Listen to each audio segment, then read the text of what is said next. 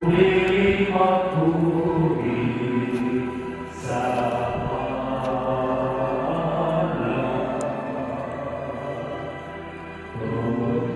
pag-ibig sa kanang mga ulo, na nakagigyan sa baba sa Diyos.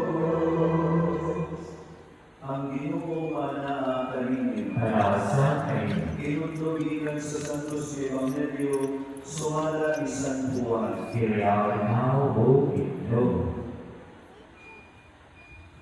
Bumali ni isuroy si Jesus sa Galilea. Dili siya musuroy sa Judea, kaya nalaguan sa mga Hudiyo dito na timuha man pagpatay kanina. Ngayon ngayon nahapit ang Panginoon sa mga payag.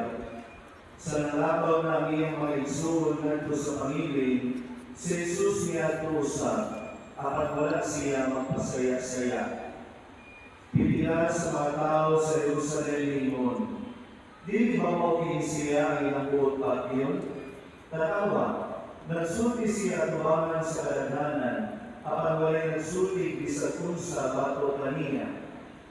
Kung panghaakay na sayo ng mga pangulo na siya ang Mesiyas, apan igabot sa Mesiyas, walay masayod kung kagalihin siya, apan inangtanan na sayod kagalihin din tawhana. Samtang nagtundo sa Jesus sulod sa templo, mingon siya sa kusog na tingog. Nakailan ba kayo kamuhan ako kung nasayod pa kamo kung kagalihin ako? Apan wala akong manhi sa akong kaugalingong pagbuot. Ang nagpadala na akong matugod, wala kamo makaila kanina. Apan ako nakaila kay gikan man ako kanina, kung siya man ang nagpadala kanako. Unya isulay sila sa pagbatok kanina, apan walay nakahimong ini, kay wala pa man moabot ang iya panahon. Ang Ebanghelyo sa Ginoo.